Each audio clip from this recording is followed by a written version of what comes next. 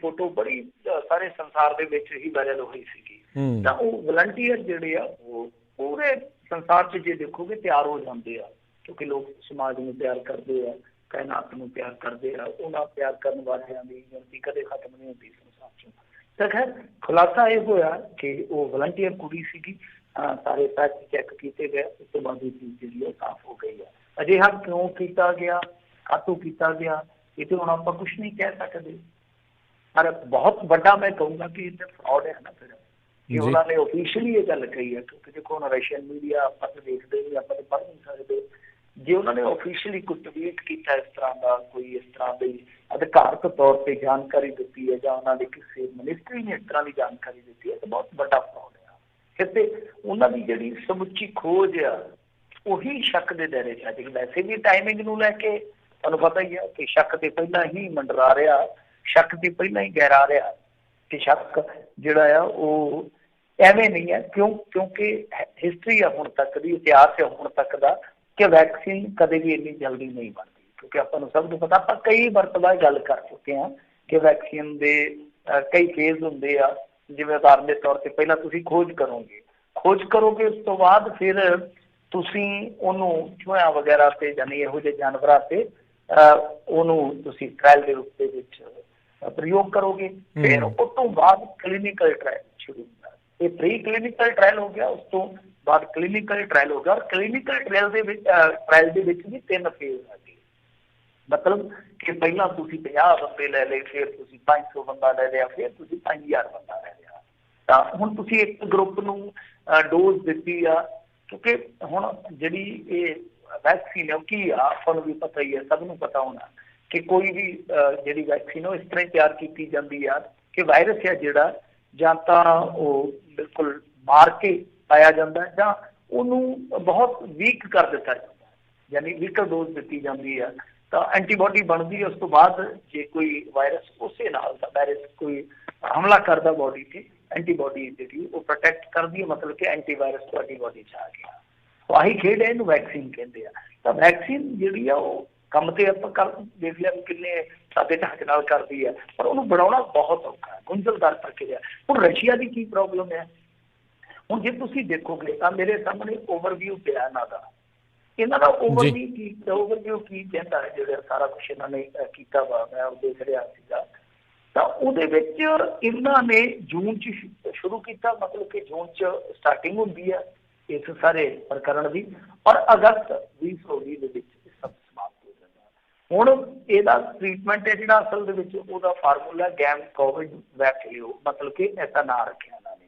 Phase 1 phase 2 phase 2 तक की जानकारी है ओवरव्यू दे विच कि गमालिया research institute of epidemiology and microbiology health ministry इदा मतलब कि इन्होंने रल के ये सारी खोज में अगे चढ़िया। मतलब यह है कि फेज 1 तक की जानकारी, फेज 1 तक ही हो गया कि तुसी कोई दवाई खोजी है, तो फेज 2 अगे आ गया जानवरां शानवरां। हुण उस तो बाद जिहड़ा महत्वपूर्ण फेज आ कि तुसी बंदियां ते जिहड़ा ट्रायल कीता, उहदा सारा डाटा है जिहड़ा वो शेयर नहीं है। मतलब लास्ट जानकारी जिहड़ी है इन्हां दी वो हैगी आ 13 जुलाई तक दी, मतलब कि जून तो जुलाई तक एक फेज ही हो गया ना। उस तो बाद की होया, किन्ने बंदियां ते ट्रायल किया गया, उहदे की नतीजे आ, वो सारा डाटा जिहड़ा वो अनअवेलेबल है, वो शेयर नहीं है। सो डिबेटेबल तो यह चीज़ हैगी आ, मतलब कि एक बहसयोग तो चीज़ हैगी आ कि इदा हो सकता है किया गया या नहीं, पर हुण वसायोग नहीं है जी, मतलब इतवार योग चीज़ नहीं रही, क्योंकि ये बहुत वड्डी गल है कि वैक्सीन जी तुसीं खास तौर पर 20 दिनों के तैयार कर ली, क्योंकि 13 तक तो डाटा शेयर कर रहे हैं, पर गां 3 अगस्त को उन्होंने ऐलान कर दिता कि असीं वैक्सीन जी बना ली है। तो 20 दिनों के इहो जिहा किहड़ा झुरलू सीगा तुहाडे कोल, ये तुहानूं दसना पऊगा, क्योंकि जे सारी दुनिया का विश्वास जितना तो फिर तुहानूं डाटा शेयरिंग तो करनी पएगी ना, जानकारियां तो साझियां करनियां पैणगीआं। तो WHO भी मनण तो इनकारी, हालांकि WHO तो मेरे ख्याल दे नाल हो सकता कि बिल गेट्स होरां दी वेट करता हो, क्योंकि उधरों फंडिंग बड़ी होंदी है कि जल्दी जल्दी ये बना लैण, या अमरीका वाले बना लैण या चाइना वाले बना लैण। हुण एक शक ये भी प्रगटाया जा रहा कि चाइना डायरैक्टली जो वैक्सीन बनावे तो उहदा जिहड़ा अगे किरदार है चाइना का, सारी भूमिका है जी वो होर भी शक्की हो जाएगी। ਤਾਂ ਇਸ ਕਰਕੇ ਹੋ ਸਕਦਾ ਕਿਉਂਕਿ ਦੋਨੇ ਕਾਮਰੇਡ ਦੇਸ਼ ਆ, ਦੋਨੇ ਦੇਸ਼ਾਂ ਦੀ ਇਸ ਵੇਲੇ ਚੰਗੀ ਆ ਆਪਸ ਦੇ ਵਿੱਚ, ਔਰ ਰਸ਼ੀਆ ਨਿਰਭਰ ਕਰਦਾ ਚਾਈਨਾ ਤੇ ਕਿ ਹੋ ਸਕਦਾ ਇਹਨਾਂ ਨੇ ਰਲ ਕੇ ਕੋਈ ਗੇਮ ਖੇਡੀ, ਇਹ ਵੀ ਸ਼ੱਕ ਆ। ਥਿਊਰੀਆਂ ਬਹੁਤ ਸਾਰੀਆਂ ਚੱਲ ਰਹੀਆਂ ਨੇ, ਪਰ ਮੇਰੇ ਖਿਆਲ ਦੇ ਨਾਲ ਜਿਹੜੀ ਸ਼ੱਕ ਦੀ ਨਿਗਾਹ ਸੀ ਉਹ ਇਸ ਖੁਲਾਸੇ ਨਾਲ ਹੋਰ ਗਹਿਰਾ ਜਾਂਦੀ ਹੈ। 10 ਪੁਆਇੰਟ ਵਾਲਿਆਂ ਨੇ ਵੀ ਮੇਰੇ ਖਿਆਲ ਦੇ ਨਾਲ ਹੁਣ ਸਟੋਰੀ ਜਿਹੜੀ ਸ਼ਾਇਰ ਕਰ ਦਿੱਤੀ ਆ ਕਿ ਪੁਤਿਨ ਦੀ ਉਹ ਧੀ ਨਹੀਂ ਹੈ। ਸੋ ਕੁੱਲ ਮਿਲਾ ਕੇ ਕਹਿ ਸਕਦੇ ਹਾਂ ਕਿ ਰਸ਼ੀਆ ਦਾ ਦਾਅਵਾ ਇਸ ਖੁਲਾਸੇ ਦੇ ਨਾਲ ਹੋਰ ਵੀ ਕਮਜ਼ੋਰ ਪੈ ਗਿਆ। ਜੀ ਜੀ ਬਿਲਕੁਲ। ਅਤੇ ਅਗਲੀ ਜਿਹੜੀ ਮਿੰਟੂ ਜੀ ਗੱਲ ਕਰਦੇ ਜਾਈਏ, ਕਰਨਾਟਕ ਦਾ ਜਿਹੜਾ ਮੁੱਖ ਸ਼ਹਿਰ ਬੈਂਗਲੌਰ, ਉੱਥੇ ਹਿੰਸਾ ਜਿਹੜੀ ਆ ਉਹ ਵਾਪਰੀ ਆ, 3 ਮੌਤਾਂ ਤੇ ਕਈ ਜ਼ਖਮੀ ਹੋਏ ਨੇ। ਹਾਂਜੀ ਦੇਖੋ, ਇਹ ਜਿਹੜੀ ਘਟਨਾ ਵਾਪਰੀ ਹੈ ਨਾ, ਇਹਦਾ ਘਟਨਾਕ੍ਰਮ ਜੇ ਆਪਾਂ ਵੇਖੀਏ ਤੇ ਬਹੁਤ ਦੁਖੀ ਕਰਨ ਵਾਲਾ, ਕਿਉਂਕਿ ਇਹ ਵੀ ਜਿੱਦਾਂ ਕਹਿ ਲਈਏ ਕਿ ਫਿਰਕਾ ਪ੍ਰਸਤੀ ਵਾਲੇ ਹੀ ਦੰਗੇ ਆ। ਫਿਰਕਾ ਪ੍ਰਸਤੀ ਵਾਲੇ ਇਉਂ ਆ ਕਿ ਹਜ਼ਰਤ ਦੇ ਖਿਲਾਫ ਕੋਈ ਪੋਸਟ ਪਾਇਆ ਗਿਆ, ਮਤਲਬ ਕਿ ਹਜ਼ਰਤ ਦੇ ਵਿਰੁੱਧ ਕੋਈ ਇਤਰਾਜ਼ਯੋਗ ਸ਼ਬਦਾਵਲੀ ਇਸਤੇਮਾਲ ਕੀਤੀ ਗਈ। ਉਸ ਤੋਂ ਬਾਅਦ ਜਿਹੜਾ ਮੁਸਲਿਮ ਭਾਈਚਾਰਾ ਸੀਗਾ ਉਹਦੇ ਵਿੱਚੋਂ ਕੁਛ ਲੋਕ ਜਿਹੜੇ ਆ ਉਹ ਹਿੰਸਾ ਤੇ ਉਤਾਰੂ ਹੋ ਗਏ, ਕੁਛ ਥਾਣੇ ਜਲਾ ਦਿੱਤੇ ਗਏ। ਇੱਕ MLA ਆ ਕਾਂਗਰਸ ਦਾ, ਉਹਦੇ ਘਰ ਤੇ ਵੀ ਹਮਲਾ ਕੀਤਾ ਗਿਆ, ਜਿਹਦੇ ਵਿੱਚ ਹੁਣ ਤੱਕ ਜਿਵੇਂ ਤੁਸੀਂ ਕਿਹਾ ਕਿ 3 ਮੌਤਾਂ ਦੀ ਖਬਰ ਆ, 60 ਪੁਲਿਸ ਵਾਲੇ ਜ਼ਖਮੀ ਆ, ਗੋਲੀਬਾਰੀ ਵੀ ਹੋਈ ਹੈ ਤੇ ਫਾਇਰਿੰਗ ਵੀ ਹੋਈ ਆ। ਫਾਇਰਿੰਗ ਤਾਂ ਫਿਰ ਹੋਣੀ, ਤੁਹਾਨੂੰ ਪਤਾ ਕਿ ਸਥਿਤੀਆਂ ਜਦੋਂ ਇਹੋ ਜਿਹੀਆਂ ਬਣ ਜਾਣ ਤੇ ਕਾਫੀ ਕੁਛ ਆ। 2 ਥਾਣੇ ਸਾੜ ਦਿੱਤੇ ਗਏ, ਸ਼ਾਇਦ DJ ਹੱਲੀ ਤੇ KG ਹੱਲੀ, ਇਹ ਪੁਲਿਸ ਸਟੇਸ਼ਨ ਸੀਗੇ, ਇਹਨਾਂ ਨੂੰ ਕਾਫੀ ਨੁਕਸਾਨ ਹੋਇਆ। ਕੁਛ ਰਿਪੋਰਟਾਂ ਕਹਿੰਦੀਆਂ ਕਿ ਅਗਜ਼ਨੀ ਵੀ ਕੀਤੀ ਗਈ ਹੈ, ਪਰ ਕੁਛ ਰਿਪੋਰਟਾਂ ਇਹ ਕਹਿੰਦੀਆਂ ਨੇ ਕਿ ਪੁਲਿਸ ਸਟੇਸ਼ਨਾਂ ਤੇ ਪਥਰਾਅ ਹੀ ਹੋਇਆ, ਯਾਨੀ ਅਗਜ਼ਨੀ ਤੋਂ ਬਚਾ ਰਿਹਾ। ਪਰ ਜਿਹੜਾ ਕਾਂਗਰਸ ਦੇ ਵਿਧਾਇਕ ਦੇ ਘਰ ਤੇ ਹਮਲਾ ਹੋਇਆ, ਮੂਰਤੀ ਉਹਦਾ ਨਾਮ ਹੈ, ਇਹਨਾਂ ਦੇ ਨਾਮ ਤੁਹਾਨੂੰ ਪਤਾ ਦੱਖਣ ਵਾਲਿਆਂ ਦੇ ਕੁਛ ਔਖੇ ਹੁੰਦੇ ਆ। ਸੋ ਉਹਦੇ ਭਤੀਜੇ ਤੇ ਦੋਸ਼ ਆ ਕਿ ਪੋਸਟ ਦੇ ਨਾਲ ਕੁਛ ਉਹਨਾਂ ਦਾ ਵੀ ਮਿਲਾ ਖਾ ਹੈਗਾ ਸੀਗਾ। ਤਾਂ ਪੋਸਟ ਨਵੀਨ ਨਾਂ ਦੇ ਨਾਲ ਮੈਨੂੰ ਪਤਾ ਨਹੀਂ ਉਹਦਾ ਨਾਂ ਹੀ ਨਵੀਨ ਆ ਕਿ ਜਾਂ ਕੋਈ ਹੋਰ ਸੀ, ਉਹਨੇ ਸ਼ੇਅਰ ਵਗੈਰਾ ਕੀਤਾ। ਤਾਂ ਉਸ ਤੋਂ ਬਾਅਦ ਇਹ ਸਾਰੀ ਹਿੰਸਾ ਪੜ ਗਈ ਆ। ਤਾਂ ਮੇਰੇ ਖਿਆਲ ਦੇ ਨਾਲ ਬਹੁਤ ਮਾੜੀ ਗੱਲ ਹੋਈ ਆ, ਇੱਦਾਂ ਦੀ ਗੱਲ ਨਹੀਂ ਹੋਣੀ ਚਾਹੀਦੀ। ਪਰ ਸਭ ਤੋਂ ਵੱਡੀ ਗੱਲ ਤੇ ਇਹੋ ਆ ਕਿ ਦੇਖੋ, ਐਸੀ ਚੀਜ਼ ਤੁਸੀਂ ਕਿਉਂ ਕਰਦੇ ਹੋ, ਕਦ ਤੋਂ ਕਰਦੇ ਹੋ? ਹੁਣ ਜੇ ਕਾਂਗਰਸੀ ਦਾ ਭਤੀਜਾ ਇਸ ਤਰ੍ਹਾਂ ਕਰਦਾ, ਹੁਣ ਜੇ ਤੇ ਭਾਜਪਾ ਹੋਵੇ, ਜੇ ਤੇ RSS ਵਾਲਾ ਹੋਵੇ, ਫਿਰ ਤਾਂ ਅਸੀਂ ਲੱਕੋ ਲਈਏ ਕਿ RSS ਵਾਲੇ ਇਸ ਤਰ੍ਹਾਂ ਕਰਦੇ, ਫਲਾਂ ਕਰਦੇ, ਧਮਕਾਮ ਕਰਦੇ ਆ। ਇਹ ਕਾਂਗਰਸ ਵਾਲੇ ਤੇ ਕਹਿੰਦੇ ਆ ਕਿ ਅਸੀਂ ਧਰਮ ਨਿਰਪੱਖ ਲੋਕ ਆ, ਅਸੀਂ ਤੇ ਧਰਮ ਨਿਰਪੇਖ ਪਾਰਟੀ ਆ।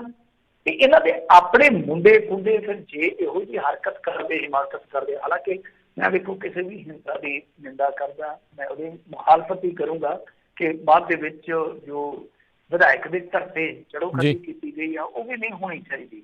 ਬਟ ਗੱਲ ਇਹ ਆ ਕਿ ਜਿਹੜੇ ਲੋਕ ਧਰਮ ਨਿਰਪੱਖ ਹੋਣ ਦਾ ਦਾਅਵਾ ਕਰਦੇ ਆ, ਉਹਨਾਂ ਦੇ ਘਰਾਂ ਚੋਂ ਇਸ ਤਰ੍ਹਾਂ ਦੀਆਂ ਸ਼ੇਅਰਿੰਗ ਨਿਕਲਦੀਆਂ ਜਾਂ ਪੋਸਟਾਂ ਨਿਕਲਦੀਆਂ, ਤਾਂ ਫਿਰ ਬਹੁਤ ਸੋਚਣ ਵਿਚਾਰਨ ਦਾ ਵਿਸ਼ਾ। ਫਿਰ ਧਰਮ ਨਿਰਪੱਖ ਸ਼ਬਦ ਜਿਹੜਾ ਆ ਨਾ, ਉਹ ਸ਼ਬਦ ਇੱਕ ਤਰ੍ਹਾਂ ਨਾਲ ਕਹਿ ਲਈਏ ਕਿ ਮਾਤਰ ਭਰਮ ਰਹਿ ਜਾਂਦਾ ਕਿ ਜਿਹੜੇ ਲੋਕ ਆਪਣੇ ਇਤਿਹਾਸ ਨੂੰ ਇੱਥੇ ਆ ਕੇ ਸਮੇਟ ਦਿੰਦੇ ਆ ਕਿ ਸਾਡੇ ਵੱਡੇ ਵਡੇਰੇ ਜਿਹੜੇ ਆਜ਼ਾਦੀ ਦੀ ਲੜਾਈ ਲੜਦੇ ਰਹੇ ਔਰ ਉਸ ਤੋਂ ਬਾਅਦ ਉਹਨਾਂ ਨੇ ਸੈਕੂਲਰ ਭਾਰਤ ਦੀ ਨੀਂਹ ਰੱਖੀ ਆ, ਤਾਂ ਫਿਰ ਉਹ ਕਹਿ ਦੇਣ ਕਿ ਉਹ ਨੀਂਹ ਹੁਣ ਖੁਰ ਚੁੱਕੀ ਆ। ਉਹ ਗਾਂਧੀ ਦੇ ਨਾਂ ਦੇ ਹੀ ਹੇ ਰਾਮ ਕਹਿ ਕੇ ਡਿੱਗ ਪਈ ਆ। ਉਸ ਤੋਂ ਬਾਅਦ ਨਹਿਰੂ ਨੇ ਠੀਕ ਹੈ ਥੋੜਾ ਚਿਰ ਚਲਾਇਆ ਕੰਮ, ਉਸ ਤੋਂ ਬਾਅਦ ਇਹ ਨੀਂਹ ਖੋਖਲੀ ਹੁੰਦੀ ਗਈ ਆ। ਇੰਦਰਾ ਦੇ ਕਾਰਜਕਾਲ ਦੇ ਵਿੱਚ ਬਿਲਕੁਲ ਜਿੱਦਾਂ ਕਹਿ ਲਈਏ ਕਿ ਇਹ ਫਿਰ ਗਰਤਾਂ ਜਿਹੜੀਆਂ ਉਹ ਜ਼ਿਆਦਾ ਹੋ ਗਈਆਂ। ਤਾਂ ਇਹ ਸੋਚਣਾ ਪਊਗਾ, ਵਿਚਾਰਨਾ ਪਊਗਾ। ਔਰ ਦੂਜੀ ਧਿਰ ਬਾਰੇ ਵੀ ਆਪਾਂ ਜੇ ਕਹੀਏ ਤਾਂ ਉਹਨਾਂ ਨੂੰ ਥੋੜਾ ਵੇਖਣਾ ਪਏਗਾ। ਥੋੜਾ ਕਿਉਂ, ਮੈਂ ਤਾਂ ਕਹੂੰਗਾ ਕਿ ਬਹੁਤ ਵੇਖਣ ਦੀ ਜ਼ਰੂਰਤ ਆ ਕਿ ਇੱਕ ਪੋਸਟ ਪਈ ਆ, ਤੁਹਾਡੇ ਕੋਲ ਇੱਕ ਬਹੁਤ ਵੱਡਾ ਹਥਿਆਰ ਹੈ ਇੰਡੀਆ ਦੇ ਸੰਵਿਧਾਨ ਦੇ ਮੁਤਾਬਿਕ 295 ਤੁਸੀਂ ਲਵਾ ਸਕਦੇ ਹੋ ਕਿਸੇ ਦੇ ਵੀ। ਜੇ ਕੋਈ ਇਸ ਤਰ੍ਹਾਂ ਤੁਹਾਡੀਆਂ ਭਾਵਨਾਵਾਂ ਨੂੰ ਨੁੰਦਰਦਾ, ਤੁਹਾਡੇ ਧਾਰਮਿਕ ਜਜ਼ਬਾਤ ਹੈ ਜਿਹੜੇ ਉਹਨਾਂ ਦੇ ਨਾਲ ਖਿਲਵਾੜ ਕਰਦਾ, ਤਾਂ ਤੁਸੀਂ ਪੁਲਿਸ ਕੰਪਲੇਂਟ ਕਰ ਸਕਦੇ ਹੋ। ਤਾਂ ਦੇਖੋ ਆਪਣੇ ਹੱਥ 'ਚ ਕਾਨੂੰਨ ਲਾਓਗੇ ਤਾਂ ਜੋ ਲੋਕ ਤੁਹਾਡੇ ਤੇ ਅੱਖ ਰੱਖੀ ਬੈਠੇ, ਆਵਾਜ਼ ਅੱਖ ਰੱਖੀ ਬੈਠੇ ਆ, ਉਹਨਾਂ ਲਈ ਤੇ ਤੁਸੀਂ ਕੰਮ ਸੌਖਿਆ ਕਰ ਰਹੇ ਹੋ ਨਾ, ਕੰਮ ਸੌਖਿਆ ਕਰ ਰਹੇ ਹੋ। ਫਿਰ ਜਦੋਂ ਤੁਸੀਂ ਇਸ ਤਰ੍ਹਾਂ ਦੀ ਹਿੰਸਾ ਕਰੋਗੇ, ਦਿੱਲੀ ਵਾਲੇ ਜਿਹੜੇ ਲੋਕ ਇਹ ਦਾਅਵਾ ਕਰਨਗੇ ਕਿ ਅਸੀਂ ਪੀੜਤ ਆ, ਤਾਂ ਦੂਜੀ ਧਿਰ ਕਹੂਗੀ ਨਹੀਂ ਤੁਹਾਡਾ ਭਾਈਚਾਰਾ ਹਮੇਸ਼ਾ ਇਹ ਕਰਦਾ ਹੈ। ਤਾਂ ਤੁਹਾਨੂੰ ਯਾਦ ਹੈ ਨਾ ਕਿ ਇੱਕ ਸਮੇਂ ਸਿੱਖਾਂ ਨੂੰ ਵੀ ਇਸੇ ਤਰ੍ਹਾਂ ਹੀ ਖਲਨਾਇਕ ਬਣਾਇਆ ਗਿਆ ਸੀਗਾ, ਕਿਤੇ ਜਰਾਇਮ ਪੇਸ਼ਾ ਲੋਕ ਆ, ਕਿਤੇ ਅੱਤਵਾਦੀ ਲੋਕ ਆ। ਤਾਂ ਉਸ ਸਮੇਂ ਕਿਹੜੀ ਪਾਰਟੀ ਸੀ ਉਹ ਸਭ ਨੂੰ ਪਤਾ, ਜਿਹਦੀ ਹੁਣ ਆਪਾਂ ਗੱਲ ਕਰਕੇ ਅਸੀਂ ਤੇ ਅੱਜ ਦੇ ਦੌਰ ਦੇ ਵਿੱਚ ਇਹ ਚੀਜ਼ਾਂ ਉਲਟ ਹੋ ਗਈਆਂ।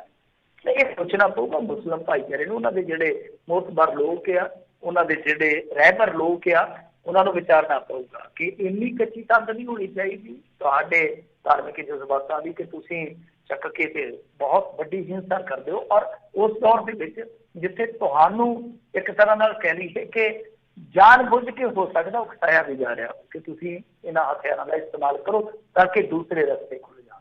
ਤਾਂ ਮੇਰੇ ਖਿਆਲ ਦੇ ਨਾਲ ਇਹ ਚੀਜ਼ਾਂ ਸੋਚਣ ਵਿਚਾਰਨ ਦਾ ਵਿਸ਼ਾ। ਪਰ ਸਭ ਤੋਂ ਵੱਡੀ ਗੱਲ ਹੈ ਕਿ ਅੱਜ ਇਨਸਾਨੀ ਖੋਪੜੀਆਂ ਦੇ ਵਿੱਚ ਇੰਨਾ ਜ਼ਹਿਰ ਭਰ ਗਿਆ कि कोई बंदा इन गलों नहीं सोचता। इंसान को डस रहा है, सांप कोने में बैठकर हंस रहा है। कुल मिला के सहनशीलता ਅਸੀਂ ਕਹਿੰਦੇ ਸੀ ਭਾਰਤੀ ਜਨਤਾ ਪਾਰਟੀ ਦੇ ਰਾਜ ਦੇ ਵਿੱਚ ਘਟੀ ਆ, ਪਰ ਸਾਨੂੰ ਇਹ ਮੰਨਣਾ ਪਊਗਾ ਸਹਿਨਸ਼ੀਲਤਾ ਸਮਾਜ ਦੇ ਹਰ ਵਰਗ ਚੋਂ ਘਟਦੀ ਜਾਂਦੀ ਹੈ। ਜੀ ਜੀ। ਅਗਲੀ ਮਿੰਟ ਜੀ ਗੱਲ ਕਰਦੇ ਜਾਈਏ, ਕਹਿੰਦੇ ਛੇੜਛਾੜ ਨੇ ਲਈ ਯੂਪੀ ਵਿੱਚ ਇੱਕ ਕੁੜੀ ਦੀ ਜਾਨ।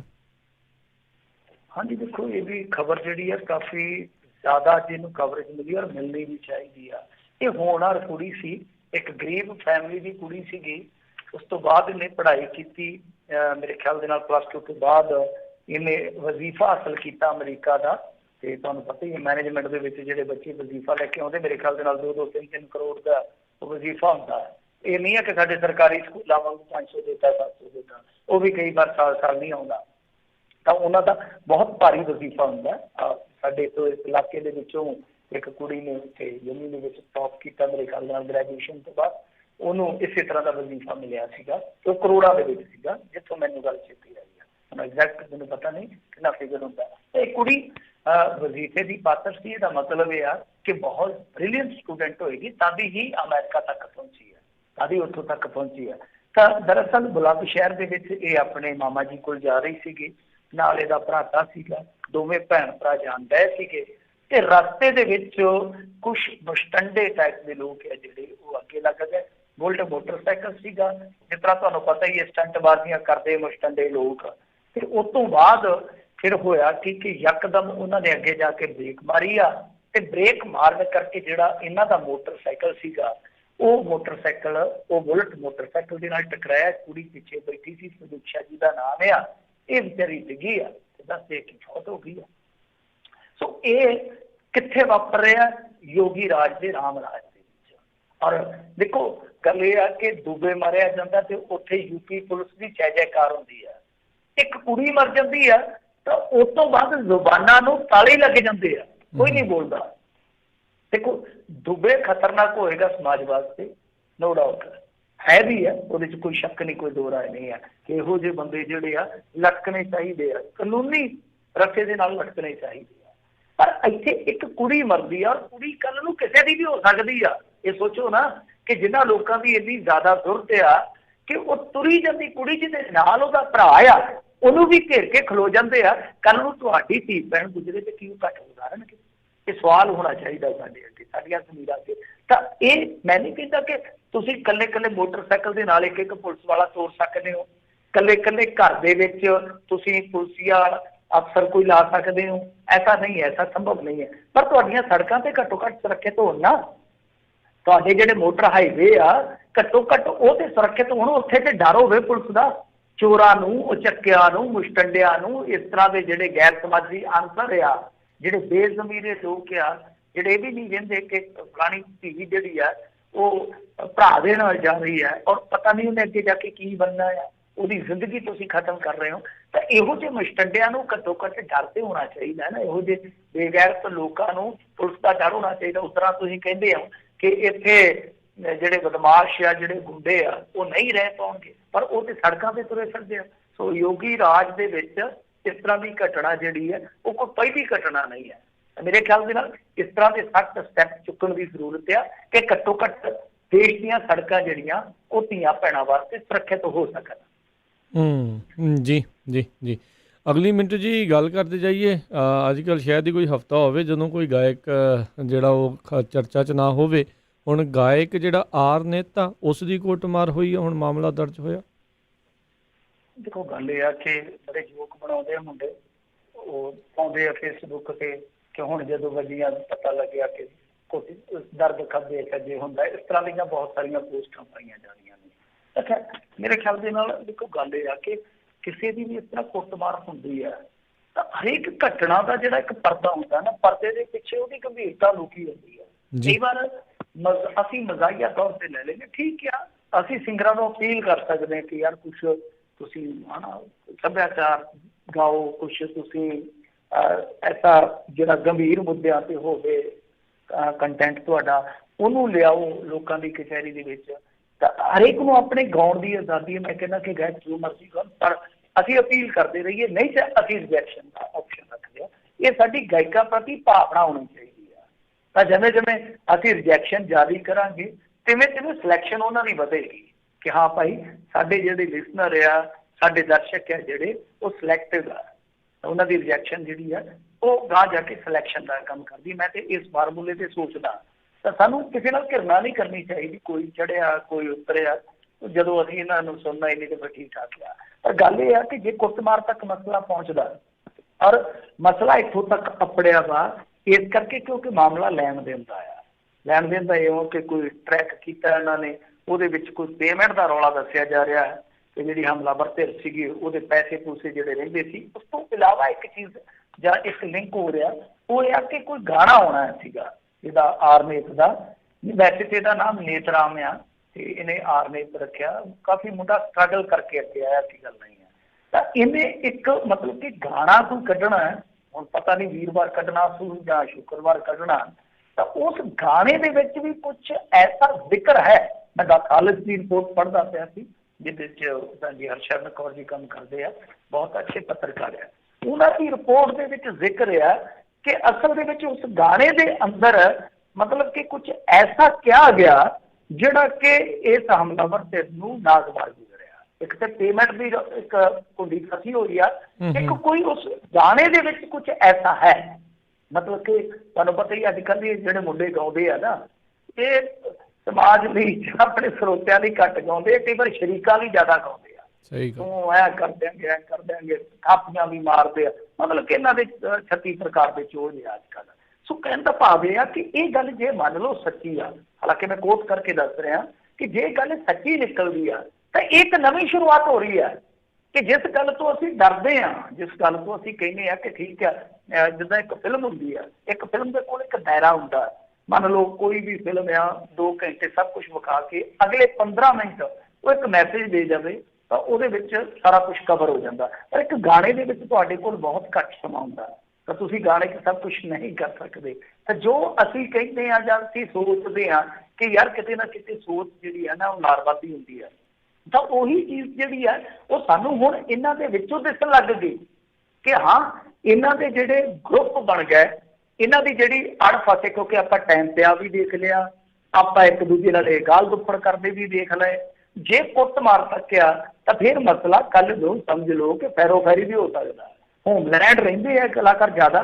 ਜਦੋਂ ਆਪਾਂ ਸੁਹਾਣਾ ਸਾਹਿਬ ਦੇ ਗੁਰਦੁਆਰੇ ਤੋਂ ਮੁੜਦੇ ਆ ਨਾ, ਜਦੋਂ 70 ਦੀ ਮਾਰਕੀਟ ਤੋਂ ਉੱਥੇ ਹੋਮਲੈਂਡ ਫਲੈਟ ਆ ਤੇ ਉੱਥੇ ਐਂਟਰੀ ਬੜੀ ਮੈਂ ਤਾਂ ਸਮਝਦਾ ਕਿ ਔਖੀ ਆ। ਹੁਣ ਇਹ ਅੰਦਰ ਗਏ, ਮੈਂ ਗਿਆ 1-2 ਵਾਰੀ ਸਿੰਗਰਾਂ ਦੇ ਨਾਲ ਮੀਟਿੰਗ ਸ਼ੀਟਿੰਗ ਤੇ ਉੱਥੇ ਬੜੀ ਔਖੀ ਐਂਟਰੀ ਹੁੰਦੀ ਆ। ਹੁਣ ਇਹਦਾ ਮਤਲਬ ਮੈਂ ਵੀਡੀਓ ਦੇਖ ਰਿਹਾ ਸੀਗਾ ਕਿ ਇਹ ਜਾਣ ਪਛਾਣ ਵਾਲੇ ਸੀਗੇ, ਉੱਥੇ ਖੜੇ ਆ ਪਾਰਕ ਜੇ 'ਚ ਖੜੇ ਆ ਤੇ ਖੜੇ ਖੜੋਤੀ ਲੜ ਪੈਂਦੇ ਆ। ਉਸ ਤੋਂ ਵੀ ਜਿਹੜੀ ਦੁਖਦਾਇਕ ਗੱਲ ਮੈਨੂੰ ਲੱਗੀ ਕਿ ਇੱਕ ਸ਼ਖਸ ਦੀ ਪੱਗ ਲਈ ਗਈ ਜਿਹੜਾ ਕਿ ਆਰਮੀ ਦੇ ਨਾਲ ਦਾ ਸੀਗਾ।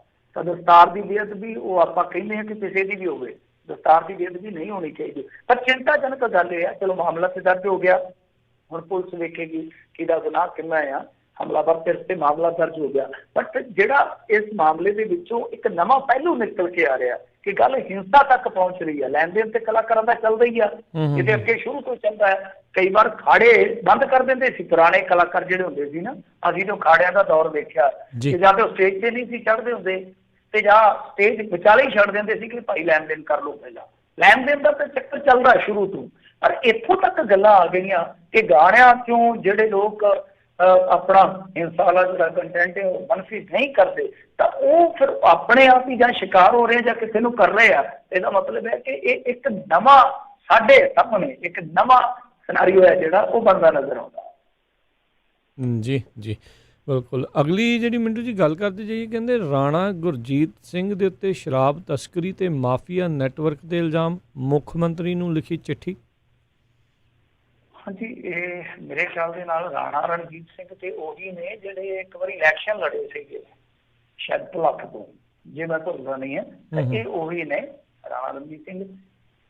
ਯਾਦ ਹੋਣਾ ਤੁਹਾਨੂੰ, ਇੱਕ ਵਾਰੀ ਇੱਕ ਵੀਡੀਓ ਵਾਇਰਲ ਹੋਈ ਸੀਗੀ ਭੁਲੱਥ ਤੋਂ ਹੀ, ਕੁੱਟਮਾਰ ਹੋਈ ਸੀ, ਪੱਗ ਲੈ ਗਏ ਸੀ, ਯਾਦ ਹੋਣਾ ਤੁਹਾਨੂੰ, ਕਾਂਗਰਸੀਆਂ ਦੀ ਸੀਗੀ ਆਪਸ ਦੇ ਵਿੱਚ ਝਗੜੇ ਵਾਲੀ ਵੀਡੀਓ, ਕਿਉਂਕਿ ਇਹਨਾਂ ਦੀਆਂ ਬਹੁਤ ਸਾਰੀਆਂ ਵੀਡੀਓ ਤੁਸੀਂ ਭੁੱਲ ਗਏ ਹੋਵੋਗੇ, ਕੋਈ ਵੱਡੀ ਗੱਲ ਨਹੀਂ ਹੈ, ਕਿਉਂਕਿ ਇਹਨਾਂ ਦੀਆਂ ਬਹੁਤ ਸਾਰੀਆਂ ਵੀਡੀਓ ਆਈਆਂ। ਤਾਂ ਉਹਦੇ ਵਿੱਚ ਜੋ ਸਭ ਕੁਛ ਵਾਪਰਿਆ ਸੀ ਉਹਦੇ ਤੋਂ ਮੈਨੂੰ ਚੇਤਾ ਆ ਕਿ ਇਹ ਰਾਣਾ ਰਣਜੀਤ ਸਿੰਘ ਉਹੀ ਲੱਗਦੇ, ਇੱਕ ਰਾਣਾ ਗੁਰਜੀਤ ਸਿੰਘ, ਇੱਕ ਰਾਣਾ ਰਣਜੀਤ ਸਿੰਘ। ਇਹ ਜਿਹੜੀ ਇਹ ਖਬਰ ਦੇ ਵਿੱਚ ਮਿੰਟੂ ਜੀ ਜਿਹੜਾ ਸੁਣਨ ਦੇ ਵਿੱਚ ਰਾਣਾ ਗੁਰਜੀਤ ਦਾ ਨਾਂ ਹੈ ਕਿ ਰਾਣਾ ਰਣਜੀਤ ਦਾ ਨਾਂ ਹੈ? ਹਾਂਜੀ ਹਾਂਜੀ, ਮੈਂ ਉਹੀ ਦੱਸ ਰਿਹਾ ਨਾ ਕਿ ਰਾਣਾ ਰਣਜੀਤ ਹੈ ਨਾ, ਇਹ ਰਾਣਾ ਰਣਜੀਤ ਹੈ ਜਿਹੜਾ ਚਿੱਠੀ ਲਿਖ ਰਿਹਾ। ਚਿੱਠੀ ਕਿਹਦੇ ਖਿਲਾਫ ਲਿਖ ਰਿਹਾ? ਰਾਣਾ ਗੁਰਜੀਤ ਹੈ। ਓਕੇ, ਠੀਕ ਹੈ ਜੀ। ਹਾਂਜੀ, ਇੱਕ ਕਨਫਿਊਜ਼ਨ ਮੈਂ ਉਹੀ ਕਰ ਰਿਹਾ ਨਾ ਕਿ ਇਹਨੇ ਚੋਣ ਲੜੀ ਸੀ, ਚੋਣ ਸ਼ਾਇਦ ਹਾਰ ਗਿਆ ਸਨ ਰਾਣਾ ਰਣਜੀਤ ਸਿੰਘ। ਤਾਂ ਰਾਣਾ ਗੁਰਜੀਤ ਤੇ ਦੋਸ਼ ਲਾ ਰਹੇ ਆ ਕਿ ਅਸਲ ਦੇ ਵਿੱਚ ਭੁਲੱਥ 'ਚ ਠੇਕੇ ਜਿਹੜੇ ਹਾਲੇ ਤੱਕ ਨਹੀਂ ਚੜੇ, ਪਰ ਬਾਵਜੂਦ ਇਸ ਦੇ ਥੈਲੀਆਂ 'ਚ ਸ਼ਰਾਬ ਵਿਕਦੀ ਪਈ ਆ, ਤੇ ਉਹ ਇਸ ਗੱਲ ਨੂੰ ਲਿੰਕ ਕਰਦੇ ਤਰਨਤਾਰਨ ਦੇ ਨਾਲ। ਹੁਣ ਤਰਨਤਾਰਨ ਜ਼ਿਲ੍ਹੇ ਦੇ ਵਿੱਚ ਰਾਣਾ ਗੁਰਜੀਤ ਸਿੰਘ ਦਾ ਕਾਰੋਬਾਰ ਹੈਗਾ, ਤੇ ਉਹ ਕਹਿੰਦੇ ਆ ਕਿ ਉੱਥੋਂ ਸ਼ਰਾਬ ਜਿਹੜੀ ਆ ਉਹ ਇੱਥੇ ਆ ਰਹੀ ਆ, ਤੇ ਹੋ ਸਕਦਾ ਕਾਰਾਂ ਜਿਹੜੀਆਂ ਆਪਸ 'ਚ ਜੁੜੀਆਂ ਹੋਣ ਤੇ ਕੱਲ ਨੂੰ ਇਹੋ ਜਿਹੀ ਘਟਨਾ ਜਿਹੜੀ ਹੁਣ ਮਾਝੇ 'ਚ ਵਾਪਰੀ ਆ ਉਹ ਇੱਥੇ ਸਾਡੇ ਵੀ ਵਾਪਰ ਜਾਵੇ। ਤਾਂ ਇਸ ਤਰ੍ਹਾਂ ਇਹਨਾਂ ਨੇ ਚਿੱਠੀ ਲਿਖੀ ਆ। ਚਿੱਠੀ ਦੇ ਵਿੱਚ ਇੱਕ ਗੰਭੀਰ ਦੋਸ਼ ਇਹਨਾਂ ਨੇ ਕਥਿਤ ਤੌਰ ਤੇ ਹੋਰ ਲਾਇਆ ਕਿ ਬੀਬੀ ਜਗੀਰ ਕੌਰ ਦੇ ਨਾਲ ਅਸਲ ਦੇ ਵਿੱਚ ਰਾਣਾ ਗੁਰਜੀਤ ਸਿੰਘ ਦਾ ਇੱਕ ਲੁਕਵਾ, ਮਤਲਬ ਕਿ ਕਹਿ ਲਓ ਕਿ ਸਮਝੌਤਾ ਹੈ ਆਪਸ ਦੇ ਵਿੱਚ ਇਹਨਾਂ ਦੀ ਬਣਦੀ ਆ, ਤਾਂ ਕਿ ਕਾਰੋਬਾਰ ਦੇ ਫਾਇਦੇ ਜਿਹੜੇ ਅਕਾਲੀ ਭਾਜਪਾ ਸਰਕਾਰ ਦੇ ਵਿੱਚ ਲੈ ਜਾ ਸਕਣ। ਹੁਣ ਦੇਖੋ, ਇਹ ਦੋਸ਼ ਆ ਰਾਣਾ ਗੁਰਜੀਤ ਸਿੰਘ ਜੀ ਦਾ ਕੋਈ ਆਇਆ ਨਹੀਂ। ਹਾਂ, ਅਲੀਗੜ੍ਹ ਵਰਸ਼ਨ ਜੇ ਆਉਂਦਾ ਤੇ ਮੈਂ ਉਹ ਵੀ ਦੱਸ ਦਿੰਦਾ, ਕਿਉਂਕਿ ਦੋਨਾਂ ਪੱਖਾਂ ਦੀ ਗੱਲ ਕਰਨੀ ਜ਼ਰੂਰੀ ਆ। ਪਰ ਜੇ ਇਹ ਮਾਮਲਾ ਹੁਣ ਦੇਖੋ ਕੋਈ ਹੋਰ ਚੱਕਦਾ, ਫਿਰ ਤੇ ਅਸੀਂ ਕਹਿ ਸਕਦੇ ਹਾਂ ਕਿ ਯਾਰ ਮਜੀਠੀਆ ਉਹਦੇ ਦੋਸ਼ ਲਾਉਂਦੇ ਆ, ਉਹਦੇ ਵਿਰੋਧੀ ਧਿਰ ਵਾਲੇ ਆ, ਆਪ ਵਾਲੇ ਦੋਸ਼ ਲਾਉਂਦੇ ਵਿਰੋਧੀ ਧਿਰ ਵਾਲੇ ਆ, ਸੁਖਪਾਲ ਸਿੰਘ ਖਹਿਰਾ ਦੋਸ਼ ਲਾਉਂਦਾ ਵਿਰੋਧੀ ਧਿਰ ਵਾਲੇ ਆ। ਪਰ ਹੁਣ ਇੱਥੇ ਦੋਸ਼ ਕੌਣ ਲਾ ਰਿਹਾ? ਦੋਸ਼ ਇਹਨਾਂ ਦੇ ਆਪਣੇ ਬੰਦੇ ਲਾ ਰਹੇ ਆ। ਪਹਿਲਾਂ ਸਭ ਤੋਂ ਕਿਹਨੇ ਲਾਇਆ? ਰਾਜਾ ਵੜਿੰਗ ਨੇ। ਉਦੋਂ ਤੁਹਾਨੂੰ ਪਤਾ ਹੀ ਹੈ ਕਿ ਕਰਨ ਅਵਤਾਰ ਸਿੰਘ ਦੀ ਛੁੱਟੀ ਹੋ ਗਈ। ਸਭ ਤੋਂ ਪਹਿਲਾਂ ਰਾਜਾ ਵੜਿੰਗ ਹੋਰਾਂ ਨੇ ਮਸਲਾ ਚੁੱਕਿਆ ਸੀਗਾ। ਫਿਰ ਉਸ ਤੋਂ ਬਾਅਦ ਸ਼ਮਸ਼ੇਰ ਦੁੱਲੋ, ਪ੍ਰਤਾਪ ਸਿੰਘ ਬਾਜਵਾ, ਚਲੋ ਆਪਾਂ ਕਹਿ ਦਿੰਦੇ ਕਿ ਉਹਨਾਂ ਦੀ ਅੜਫਗੀ ਚੱਲਦੀ ਕੈਪਟਨ ਦੇ ਨਾਲ। ਹੁਣ ਇਹਨਾਂ ਦਾ ਇੱਕ ਹੋਰ ਬੰਦਾ ਚਿੱਠੀ ਲਿਖ ਦਿੰਦਾ ਕਿ ਹਾਂ ਭਾਈ ਇੱਥੇ ਸਭ ਕੁਛ ਆ ਚੱਲਦਾ। ਤਾਂ ਫਿਰ ਤੁਸੀਂ ਇਹ ਨਹੀਂ ਕਹਿ ਸਕਦੇ ਕਿ ਸਾਰਾ ਕੁਛ ਹੈ ਜਿਹੜਾ ਨਿੱਜੀ ਤੌਰ ਤੇ ਚੱਲ ਰਿਹਾ। ਤਾਂ ਤੁਹਾਨੂੰ ਜਵਾਬਦੇਹੀ ਜਿਹੜੀ ਆ ਉਹ ਤੈਅ ਕਰਨੀ ਪਊਗੀ, ਕਿਉਂਕਿ ਡਿਸਟਿਲਰੀਆਂ ਦਾ ਕੰਮ ਹੈ ਜਿਹੜਾ ਉਹ ਤੱਥ ਬੋਲਦੇ ਆ ਕਿ 2 ਨੰਬਰ ਦਾ ਹੈਗਾ। ਇਹਦੇ 'ਚ ਕੋਈ ਸ਼ੱਕ ਨਹੀਂ, ਕੋਈ ਦੋ ਰਾਏ ਨਹੀਂ। ਕਿਸੇ ਡਿਸਟਿਲਰੀ ਦੀ ਸ਼ਰਾਬ ਜਿਹੜੀ ਆ ਉਹ ਗੁਜਰਾਤ 'ਚ ਫੜੀ ਜਾਂਦੀ ਆ, ਕਿਸੇ ਦੀ ਯੂਪੀ 'ਚ ਫੜੀ ਜਾਂਦੀ ਆ, ਕਿਸੇ ਦੀ ਸ਼ੰਭੂ ਬੈਟਰ ਨਹੀਂ ਟੱਪਦੀ, ਬਦਕਿਸਮਤੀ ਉਹਨਾਂ ਦੀ ਮਾੜੀ ਕਿਸਮਤ। ਕਿਸੇ ਦੀ ਡਿਸਟਿਲਰੀ ਦਾ ਇਹ ਦੋਸ਼ ਆ ਕਿ ਉਸ ਡਿਸਟਿਲਰੀ ਦੇ ਵਿੱਚੋਂ ਜਿਹੜੀਆਂ ਨਕਲੀ ਸ਼ਰਾਬ ਚੱਲਦੀਆਂ ਉਹਨਾਂ ਵਾਸਤੇ ਕੈਮੀਕਲ ਜਾਂਦਾ। ਇਹ ਸਾਰਾ ਕੁਛ ਹੈ ਜਿਹੜਾ। ਸੋ ਇਹ ਚੀਜ਼ਾਂ ਜਿਹੜੀਆਂ ਮੇਰੇ ਖਿਆਲ ਦੇ ਨਾਲ ਇਹ ਨਹੀਂ ਹੈਗਾ ਕਿ ਤੁਸੀਂ ਆਸਾਨੀ ਨਾਲ ਛੱਡ ਦਿਓਗੇ, ਕਿਉਂਕਿ ਇਹਦਾ ਸਭ ਤੋਂ ਵੱਡਾ ਪ੍ਰਮਾਣ ਇਹ ਆ ਕਿ ਜਦੋਂ ਰੌਲਾ ਪਿਆ ਉਸ ਤੋਂ ਬਾਅਦ ਇਹਨਾਂ ਨੇ 22 PTO ਜਿਹੜੇ ਹੁੰਦੇ ਆ ਐਕਸਾਈਜ਼ ਡਿਪਾਰਟਮੈਂਟ ਦੇ, ਔਰ 73 ਇੰਸਪੈਕਟਰ ਬਦਲੇ ਸਨ। ਇਹਨਾਂ ਨੇ ਆਖਿਆ ਸੀਗਾ ਕਿ ਇਹਨਾਂ ਦੀ ਮਿਲੀ ਭੁਗਤ ਦੇ ਨਾਲ ਹੀ ਸਾਰਾ ਕੁਛ ਚੱਲਦਾ ਪਿਆ। ਤਾਂ ਇਹੋ ਜਿਹੀਆਂ ਚੀਜ਼ਾਂ ਬਹੁਤ ਗੰਭੀਰ ਨੇ। ਇਹਨਾਂ ਦੇ ਆਪਣੇ ਬੰਦੇ ਜੇ ਦੋਸ਼ ਲਾ ਰਹੇ ਆ, ਮਤਲਬ ਕਿ ਝੂਠੇ ਵੀ ਮੰਨ ਲਓ, ਜੇ ਕਹਿ ਦੇਣ ਕਿ ਝੂਠੇ ਦੋਸ਼ ਲਾ ਰਹੇ ਆ, ਤੇ ਤਾਂ ਵੀ ਇੱਕ ਬਹੁਤ ਵੱਡਾ ਸਵਾਲ ਖੜਾ ਹੁੰਦਾ ਹੈ ਨਾ ਕਿ ਭਾਈ ਆਪਣੇ ਬੰਦੇ ਹੀ ਜੇ ਆਪਣੀ ਸਰਕਾਰ ਤੇ ਦੋਸ਼ ਲਾਉਂਦੇ ਜਾਂ ਆਪਣੇ ਬੰਦਿਆਂ ਤੇ ਦੋਸ਼ ਲਾਉਂਦੇ ਆ, ਤੇ ਖਾਮੀ ਤੇ ਕਿਤੇ ਨਾ ਕਿਤੇ ਪਾਰਟੀ ਦੇ ਵਿੱਚ ਹੈ ਹੀ ਆ ਨਾ। ਜੀ ਜੀ ਜੀ। ਅਗਲੀ ਮਿੰਟੂ ਜੀ ਆਪਾਂ ਜੇ ਗੱਲ ਕਰਦੇ ਜਾਈਏ ਤਾਂ ਮੁਆਵਜ਼ੇ ਲਈ ਕਹਿੰਦੇ ਬਿੱਟੂ ਦੇ ਪਰਿਵਾਰ ਦੁਆਰਾ ਹਾਈ ਕੋਰਟ ਉਹ ਪਹੁੰਚੇ ਨੇ। ਹਾਂਜੀ, ਦੇਖੋ ਇਹ ਹਾਈ ਕੋਰਟ ਪਹੁੰਚੇ ਆ। ਮਹਿੰਦਰਪਾਲ ਸਿੰਘ ਬਿੱਟੂ ਤੁਹਾਨੂੰ ਪਤਾ ਹੀ ਹੈ, ਇਹ ਮਹਿੰਦਰਪਾਲ ਬਿੱਟੂ ਉਹੀ ਹੈ ਪ੍ਰੇਮੀ ਜਿਹਨੂੰ ਕਤਲ ਕਰ ਦਿੱਤਾ ਗਿਆ ਸੀਗਾ ਨਾਭਾ ਜੇਲ੍ਹ ਦੇ ਵਿੱਚ। ਤੇ ਉਹਦੇ ਪਰਿਵਾਰ ਨੇ ਉਸ ਵੇਲੇ ਵੀ ਇੱਕ ਧਰਨਾ ਲਾਇਆ ਸੀਗਾ, ਕਾਫੀ ਦੇਰ ਤੱਕ ਧਰਨਾ ਲਾਇਆ ਸੀਗਾ।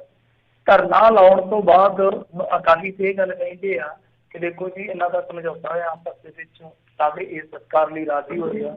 ਪਰ ਗੱਲ ਜੋ ਵੀ ਹੈ, ਹੁਣ ਇਹਨਾਂ ਨੇ ਪਹਿਲਾਂ ਹੀ ਦੇ ਦਿੱਤਾ ਸੀਗਾ ਹਿੰਟ ਥੋੜੇ ਦਿਨ ਪਹਿਲਾਂ ਕਿ ਅਸੀਂ ਕਾਨੂੰਨੀ ਚਾਰਾਜੋਈ ਕਰਾਂਗੇ, ਔਰ ਕਾਨੂੰਨੀ ਚਾਰਾਜੋਈ ਦਾ ਹੱਕ ਤੁਹਾਨੂੰ ਪਤਾ ਸਭ ਨੂੰ ਹੈਗਾ। ਸੋ ਇਹ ਹਾਈ ਕੋਰਟ ਗਏ, 2 ਕਰੋੜ ਰੁਪਈਆ ਉਹਨਾਂ ਨੇ ਮੰਗਿਆ। ਇਹਨਾਂ ਨੇ ਆਖਿਆ ਕਿ ਦੇਖੋ ਬਿੱਟੂ ਦੀ ਜਿਹੜੀ ਸੁਰੱਖਿਆ ਦਾ ਜ਼ਿੰਮਾ ਸੀਗਾ, ਉਹ ਸੁਰੱਖਿਆ ਦਾ ਜ਼ਿੰਮਾ ਸੀਗਾ ਪ੍ਰਸ਼ਾਸਨ ਦੇ ਕੋਲ, ਸਰਕਾਰ ਦੇ ਕੋਲ, ਤੇ ਪ੍ਰਸ਼ਾਸਨ ਦੀ ਨਿਗਰਾਨੀ 'ਚ ਉਹ ਬੰਦਾ ਸੀਗਾ ਤੇ ਕਤਲ ਉਹਦਾ ਹੋਇਆ, ਤੇ ਇਹਦੇ ਲਈ ਪ੍ਰਸ਼ਾਸਨ ਹੀ ਜ਼ਿੰਮੇਵਾਰ ਹੈ। ਸਾਨੂੰ 2 ਕਰੋੜ ਦਾ ਹਰਜਾਨਾ ਜਿਹੜਾ ਉਹ ਮਿਲਣਾ ਚਾਹੀਦਾ।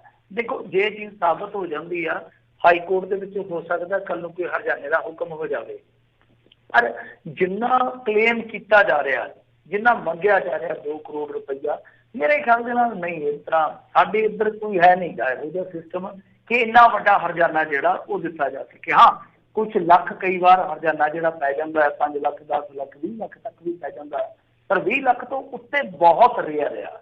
ਤਾਂ 2 ਕਰੋੜ ਦਾ ਕਲੇਮ ਕਰ ਰਹੇ ਆ, ਪਰ ਮੈਨੂੰ ਨਹੀਂ ਲੱਗਦਾ ਕਿ ਇੱਥੋਂ ਤੱਕ ਇਹਨਾਂ ਨੂੰ ਮੁਆਵਜ਼ਾ ਮਿਲੂਗਾ। ਹਾਂ, ਕਾਨੂੰਨੀ ਚਾਰਾਜੋਈ ਕਰਨੀ ਹਰੇਕ ਦਾ ਹੱਕ ਆ, ਪਰ ਜੇ ਮੰਨ ਲਓ ਬਿੱਟੂ ਨੂੰ ਮਿਲਦਾ ਮੁਆਵਜ਼ਾ ਤੇ ਫਿਰ ਤੇ ਉਹਨਾਂ ਲੋਕਾਂ ਨੂੰ ਵੀ ਮੁਆਵਜ਼ਾ ਮਿਲਣਾ ਚਾਹੀਦਾ ਜਿਹੜੇ ਬੰਦੇ ਨਿਰੋਗ ਜਾਂਦੇ ਆ ਜੇਲ੍ਹ ਦੇ ਵਿੱਚ, ਤੇ ਜੇਲ੍ਹ ਦੇ ਗੰਦੇ ਪਾਣੀ ਦੇ ਨਾਲ ਉਹਨਾਂ ਨੂੰ ਕਾਲਾ ਪੀਲੀਆ ਹੋ ਜਾਂਦਾ ਹੈ, ਜਾਂ ਖਰਾਬ ਜੋ ਭੋਜਨ ਆ ਉਹਦੇ ਨਾਲ ਉਹਨਾਂ ਨੂੰ ਅੰਤੜੀਆਂ ਦਾ ਰੋਗ ਲੱਗ ਜਾਂਦਾ ਹੈ, ਜਾਂ ਖੁਰਕ ਰੋਗ ਪੈ ਜਾਂਦਾ, ਜਾਂ ਕੋਈ ਹੋਰ ਰੋਗ ਹੋ ਜਾਂਦਾ ਹੈ, ਤਾਂ ਉਹਦੀ ਜ਼ਿੰਮੇਵਾਰੀ ਵੀ ਫਿਰ ਸਰਕਾਰ ਦੀ ਹੋਣੀ ਚਾਹੀਦੀ ਹੈ ਕਿ ਉਸ ਰੋਗ ਦੇ ਨਾਲ ਬੰਦਾ ਮਰ ਗਿਆ ਜਾਂ ਕੈਂਸਰ ਹੋ ਜਾਂਦਾ, ਕੁਛ ਵੀ ਹੋ ਜਾਂਦਾ। ਕਹਿਣ ਦਾ ਮਤਲਬ ਇਹ ਆ ਕਿ ਜੋ ਵੀ ਆ ਫਿਰ ਤਾਂ ਉਹਦੀ ਸਿਹਤ ਦੀ ਜ਼ਿੰਮੇਵਾਰੀ ਸਾਰੀ ਸਰਕਾਰ ਦੀ ਹੈ ਹੀ ਹੈ ਨਾ।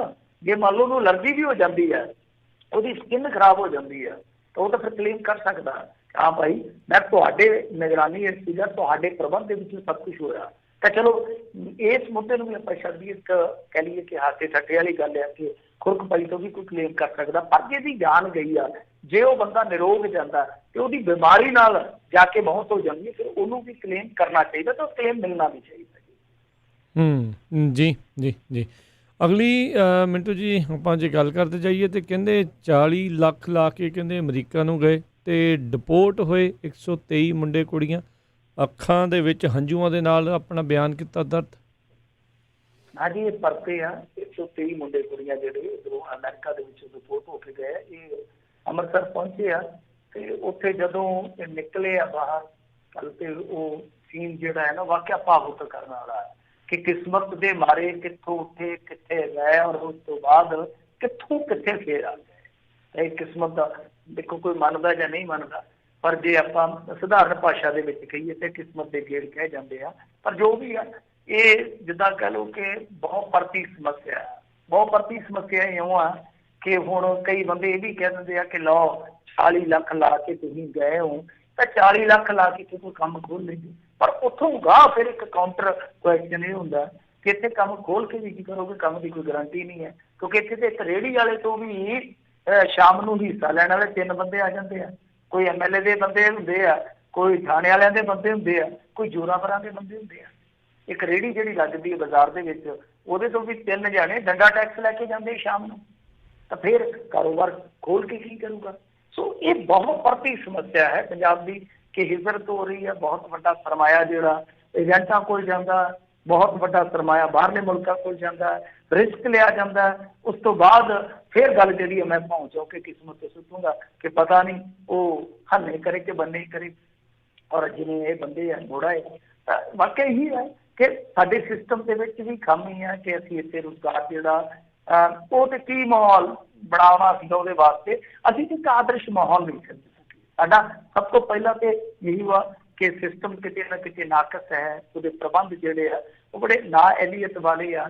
ਪਰ ਦੂਸਰੇ ਪਾਸੇ ਕੁਛ ਸਾਡੇ ਆਪਣੇ ਲੋਕਾਂ ਨੂੰ ਵੀ ਕਿਤੇ ਨਾ ਕਿਤੇ ਥੋੜ੍ਹੀ ਜਿਹੀ ਇੱਕ ਰੇਸ ਜਿਹੜੀ ਹੈ ਚੰਗੀ ਲੱਗਦੀ ਆ ਕਿ ਜਲਦੀ ਤੋਂ ਜਲਦੀ ਅਸੀਂ ਅਮੀਰ ਬਣੀਏ। ਕਈਆਂ ਦੇ ਸੁਪਨੇ ਜਿਹੜੇ ਦੂਜਿਆਂ ਨੂੰ ਵੇਖ ਕੇ ਜਵਾਨ ਹੋ ਜਾਂਦੇ ਆ ਕਿ ਯਾਰ ਜੇ ਫਲਾਣਾ ਚਾਚੇ ਦਾ ਪੁੱਤ ਜਾ ਕੇ ਤਰੱਕੀ ਕਰ ਸਕਦਾ ਮੈਂ ਵੀ ਕਰਾਂ, ਤਾਂ ਕਈ ਵਾਰ ਸ਼ਾਰਟਕੱਟ ਵੱਜਦੇ। ਇਹ ਸਮੱਸਿਆ ਕਈ ਤਰ੍ਹਾਂ ਦੀ ਹੈ, ਪਰ ਜੋ ਵੀ ਹੈ ਦੇਖੋ 40 ਲੱਖ ਰੁਪਈਆ ਕੋਈ ਥੋੜ੍ਹਾ ਨਹੀਂ ਹੁੰਦਾ। ਇਹਦੇ 'ਚੋਂ ਕਈਆਂ ਨੇ ਕਰਜ਼ਾ ਚੁੱਕਿਆ ਹੋਣਾ, ਕਈਆਂ ਨੇ ਪੈਲੀ ਵੇਚੀ ਹੋਣੀ ਆ, ਬਹੁਤ ਸਾਰੇ ਸੁਪਨੇ ਸਜੋਏ ਹੋਣੇ ਆ। ਹੁਣ ਨਾ ਇੱਧਰ ਦੇ ਰਹੇ ਨਾ ਉੱਧਰ ਦੇ ਰਹੇ, ਤਾਂ ਫਿਰ ਤੇ ਸਿਰਫ ਅਸੀਂ ਤੇ ਇਹੋ ਕਹਾਂਗੇ ਕਿ ਭਾਈ ਇੱਧਰ ਜਿਹੜੇ ਲੋਕ ਕੰਮ ਕਰ ਸਕਦੇ ਆ, ਨੌਜਵਾਨ ਹੈ ਜਿਹੜੇ, ਉਹਨਾਂ ਲਈ ਵੱਧ ਤੋਂ ਵੱਧ ਰੁਜ਼ਗਾਰ ਦੇ ਮੌਕੇ ਜਿਹੜੇ ਮੁਹੱਈਆ ਕਰਵਾਏ ਜਾਣੇ ਚਾਹੀਦੇ। ਔਰ ਸਭ ਤੋਂ ਵੱਧ ਜਿਹੜੀ ਜ਼ਰੂਰੀ ਚੀਜ਼ ਹੈ ਕਿ ਇੱਕ ਵਧੀਆ ਮਾਹੌਲ ਸਿਰਜਿਆ ਜਾਣਾ ਚਾਹੀਦਾ ਇੱਥੇ ਪੰਜਾਬ 'ਚ। ਜੀ ਜੀ। ਅਤੇ ਮਿੰਟੂ ਜੀ ਇੱਥੇ ਹੀ ਸਾਡਾ ਅੱਜ ਦਾ ਪ੍ਰੋਗਰਾਮ ਦਾ ਸਮਾਂ ਸਮਾਪਤ ਹੈ। ਮਿਲਦੇ ਹਾਂ ਅਗਲੀ ਵਾਰ, ਤੱਕ ਲਈ ਮੇਰੇ ਵੱਲੋਂ ਤੁਹਾਨੂੰ ਪਿਆਰ ਭਰੀ ਸਤਿ ਸ਼੍ਰੀ ਅਕਾਲ ਜੀ। ਜੀ ਅਤੇ ਮਿਲਦੇ ਹਾਂ ਸਰੋਤਿਓ ਅਗਲੀ ਵਾਰ, ਤੱਕ ਲਈ ਮੇਰੇ ਵੱਲੋਂ ਤੁਹਾਨੂੰ ਸਾਰਿਆਂ ਨੂੰ ਪਿਆਰ ਭਰੀ ਨਹੀਂ ਕਿ ਸਤਿ ਸ਼੍ਰੀ ਅਕਾਲ। ਸੁਣਦੇ ਰਹੋ ਪੰਜਾਬੀ ਰੇਡੀਓ USA।